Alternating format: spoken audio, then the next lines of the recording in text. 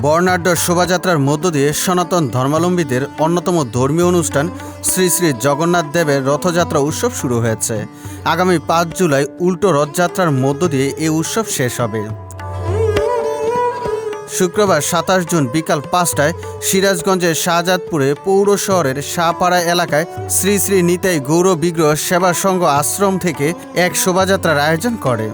শোভাযাত্রার সময় শাহজাদপুর থানা পুলিশের সার্বিক নিরাপত্তা ব্যবস্থা ছিল পুরো এলাকা জুড়ে। যে কোনো ধরনের অনাকাঙ্ক্ষিত ঘটনা এড়াতে নিরাপত্তা পরিকল্পনা অনুসারে সবখানে মোতায়েন ছিল বিপুল সংখ্যক পুলিশ সদস্য। রথযাত্রা উৎসব উপলক্ষে বিভিন্ন মন্দিরে নানা অনুষ্ঠানের আয়োজন করা হয়েছে। শাহজাদপুরে রথযাত্রা উপলক্ষে ৮ দিনব্যাপী অনুষ্ঠানের আয়োজন করেছে। ৮ দিন মাসির বাড়িতে থাকার পর উল্টো রথযাত্রার মাধ্যমে শেষ হবে।